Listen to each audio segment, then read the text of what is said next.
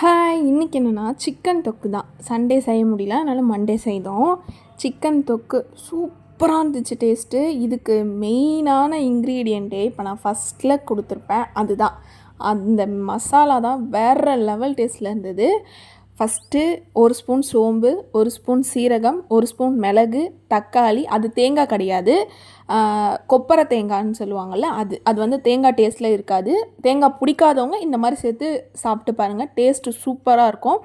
இதை நீங்கள் நல்லா அரைச்சி எடுத்துக்கிட்டு அதுக்கப்புறம் காஞ்ச மிளகா, அதை வந்து ஒரு 4-5, உங்களுக்கு காரத்துக்கு நீங்கள் நல்லா காரம் சாப்பிடுவீங்க அப்படின்னா இதில் வந்து 5 மிளகா போட்டுக்கோங்க.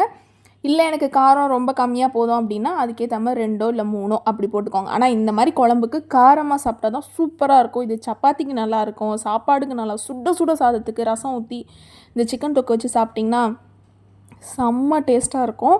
இதை கண்டிப்பாக எல்லாருமே ட்ரை பண்ணி பாருங்கள். ஃபஸ்ட்டு எண்ணெய் ஊற்றி கடுகுளுத்தம் பருப்பு போட்டுட்டு சோம்பு போட்டு வெங்காயம் போட்டு வதக்கிட்டு கருவேப்பிலையும் கூட போட்டு வதக்கிக்கோங்க. அதுக்கப்புறம் தக்காளி எப்பயும் போல் வதக்கிற மாதிரி தான். ஆனால் இதுக்கு இந்த குழம்புக்கான ஹீரோவே அந்த மசாலா தான். அதுக்கப்புறம் இஞ்சி பூண்டு பேஸ்ட்டு போட்டு வதக்கிக்கோங்க.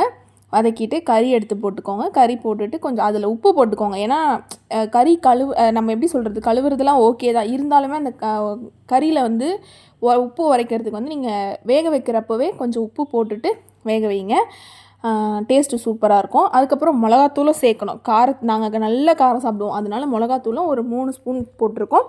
அப்புறம் தேவையான அளவு உப்பு போட்டு அதே மாதிரி மிக்ஸ் பண்ணிவிட்டு அடுத்தது நம்ம அரைச்சி வச்சுருக்கோம்ல நம்ம குழம்புக்கான ஹீரோ, அவரை தூக்கி குழம்புல போட்டுட்டு உங்களுக்கு தேவையான அளவு தண்ணி, எனக்கு தண்ணியாக வேணும், இல்லை எனக்கு ட்ரையாக, எனக்கு நான் சிக்கனை மட்டும் நான் வச்சு ரசத்துக்கு வச்சு சாப்பிட போகிறேன் அப்படின்னா தண்ணி சேர்த்துக்காதீங்க.